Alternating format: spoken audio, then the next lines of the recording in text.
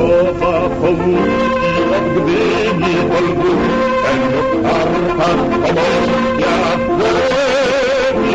Choćby twardo jak wodka, nie na głaz, i pójdziemy i będziemy biec.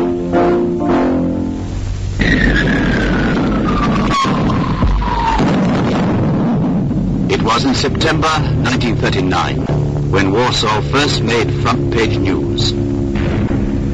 With horror and bewilderment, fear and incredulity, the world followed it, little realizing that these faint noises of a distant battle were the first thunders of a rapidly coming storm.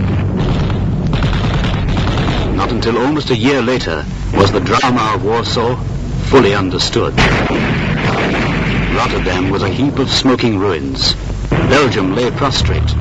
France crumbled together with the broken illusion of the Maginot Line. The survivors from Dunkirk brought with them the news of formidable armor, the deadly Luftwaffe, and the crushing power of the Blitzkrieg.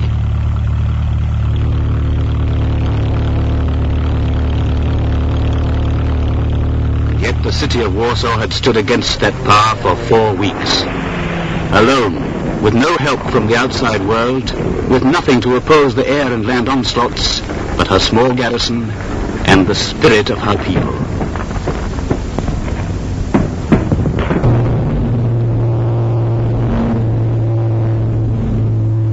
On September the 27th, the signal of the Warsaw radio had been heard for the last time. For the last time, the Mayor Starzyński addressed the people of Warsaw and the world.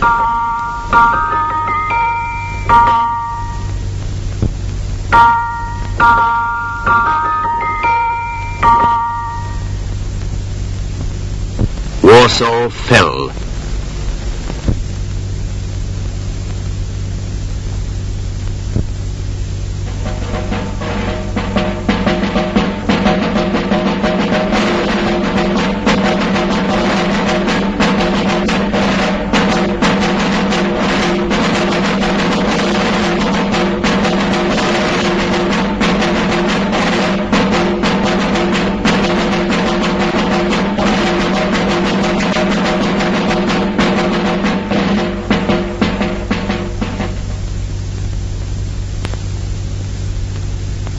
There remained only dying down fires, ruined houses, and crosses, those on the graves in public squares, and the cross Virtuti Militari, the highest distinction, on the city's coat of arms.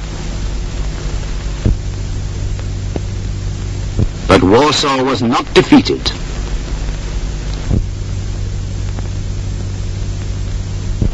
The nation did not die. She dug herself deep into the ruins and began her patient, dangerous life.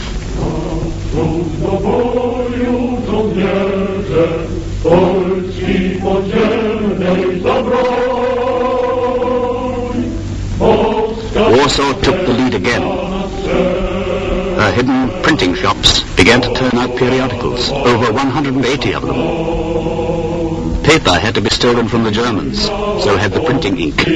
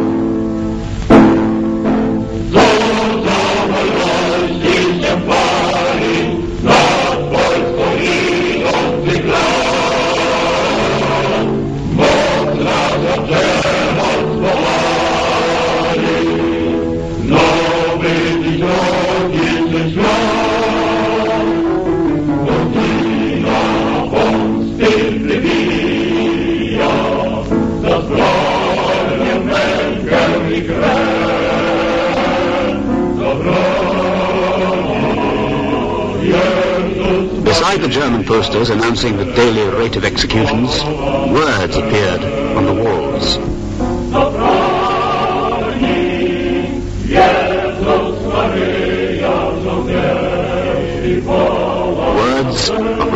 violence,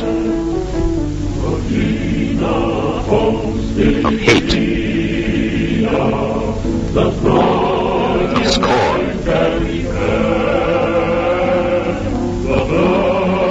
of disdain.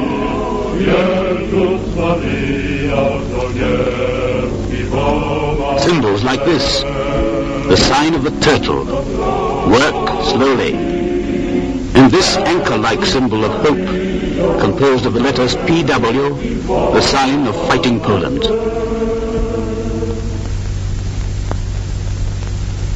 For fighting Poland became a reality.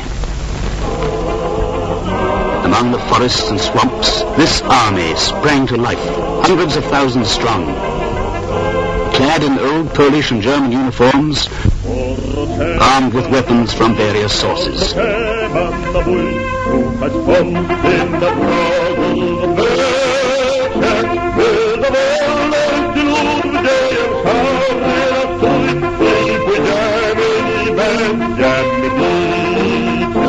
Complete from field hospitals to regimental banners, it went into action almost the day after the ceasefire had been given. In 1944 alone, 1,630 acts of sabotage were carried out by the army and the civilian saboteurs. In 1943, 2,080 trains were wrecked. 1/3 of the German transport to the Russian front did not get through.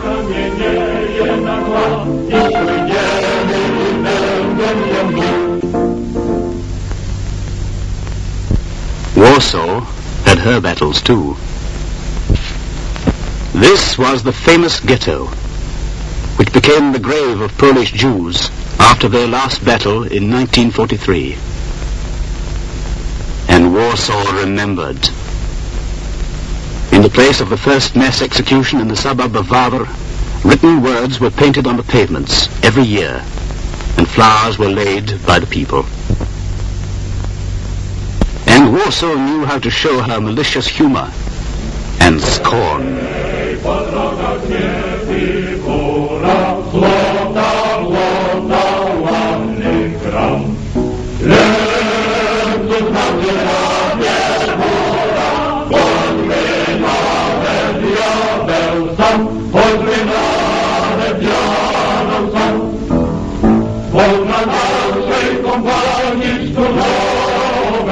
Nie ma przeszkód i nie ma przygód. To na drodze granatem handlowej i bywaj drut i prowadź wód. After almost exactly 5 years, Warsaw came into the news again. From August the 1st, 1944, that news began to come. First, faint, hardly audible through the noise of world war and political controversies, then stronger and stronger, till it grew to a cry. The nightmare of the lonely fight of 1939 again became a reality. Warsaw fights again.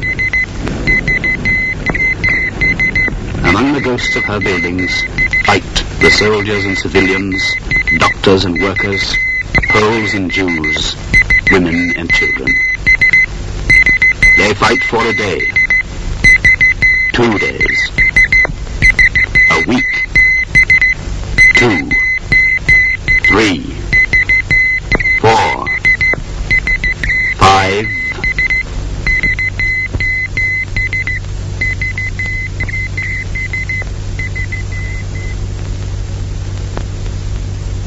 This was Warsaw. Maybe again after a year, the true meaning of that battle will be assessed by soldiers and historians. Maybe a bigger and more beautiful city will be built on the ruins, to be the capital of a new and better Poland. But this one died a soldier's death for the common cause. And to die in battle is to live forever.